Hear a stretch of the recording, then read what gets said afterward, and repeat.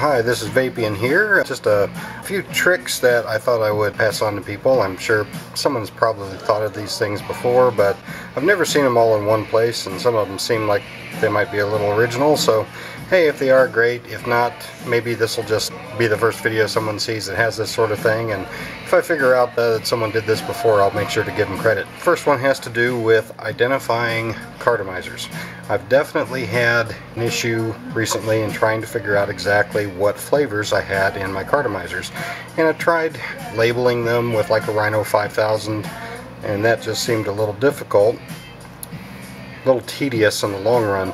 So I thought about maybe color coding them, because I tend to classify my e-liquids by general type, like drinks or sweets or tobacco, something like that. And looking around, I found some shrink wrap tubing that is just a little bit bigger than an 808 cartomizer. Slips right in there before you shrink it. So this seemed like a pretty good idea. So if you can find some colored heat shrink tubing, it should be readily available, very cheap. And you can make a band however wide you want it, maybe 1/4 of an inch, 3/8. You know, you could cover the whole cartomizer if you wanted to. But all you have to do is cut off a little band, stick it on your cartomizer, and break out your handy heat gun or lighter or hairdryer, whatever works for you. Just make sure you don't burn yourself. You get it heated up there, and you want to shrink it just enough to snug up to the cartomizer, but not so much that you won't be able to take it off of there at some point. You see that shrunk up very nicely to the cartomizer itself.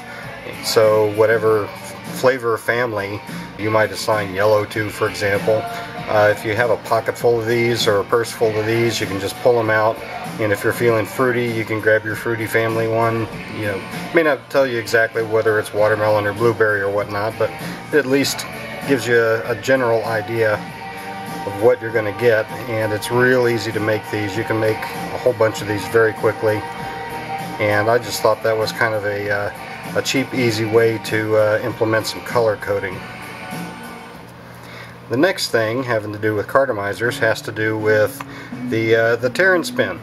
Now, I've built my own Taryn spinner out of, oh, it's a chunk of PVC and some thick shoelace, or this might have come off of a camping bag of some sort, I'm not really sure. But I just sort of cut a tube a few inches long, drilled a hole in one end with a little bit of a gap, and looped that through, tying it on the other end. Then I used some Gorilla Tape to wrap around here so that when I spun it, it wouldn't, you know, spin to the outside, because the hole was on the far side.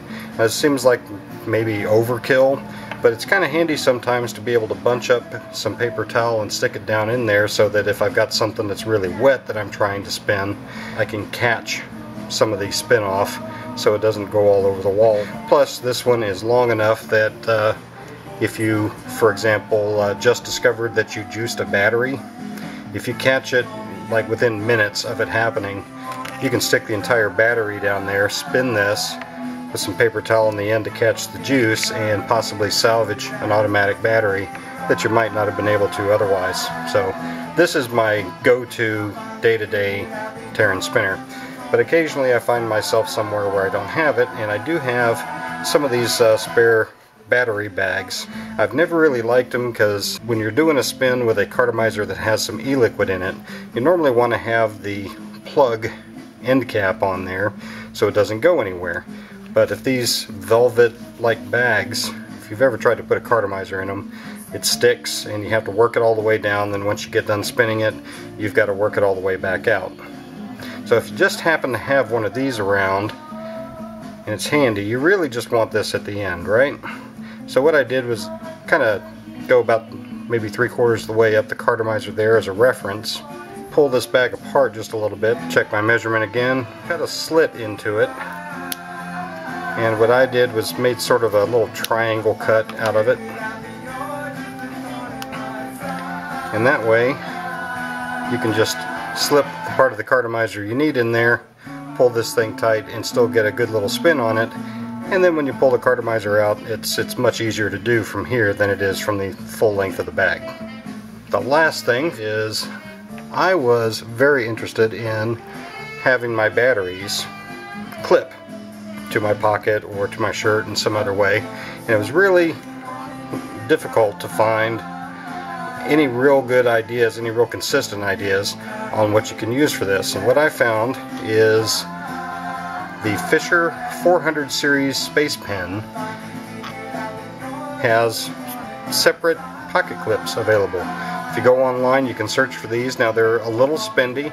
They can be as much as $5 or $6 a piece. I found a place where I could order about 8 of them, and it came to about $3 a piece with the shipping.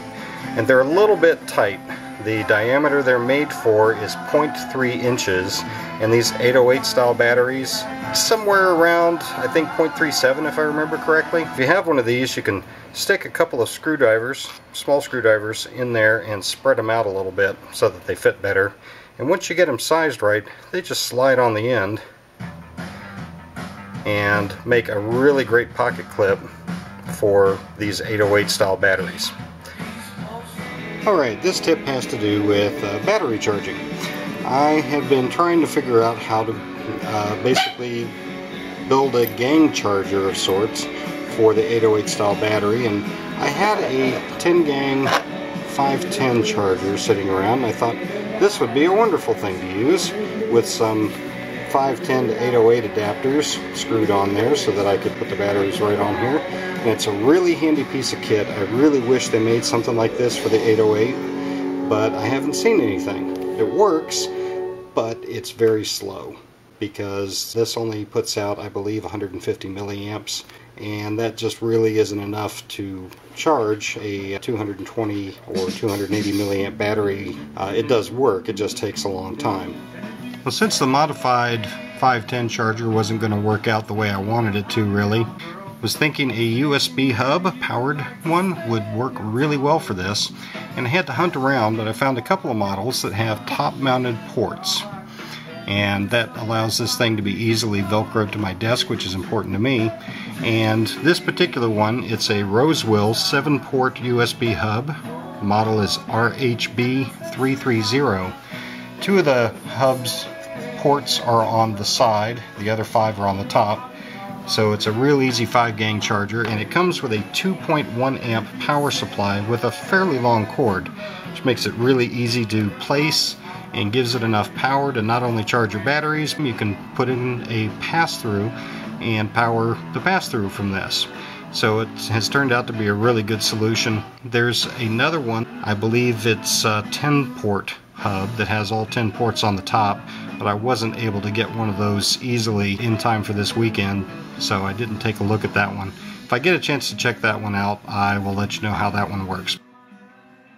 Thanks for watching. I hope you enjoyed it, and I hope to see you again here on YouTube.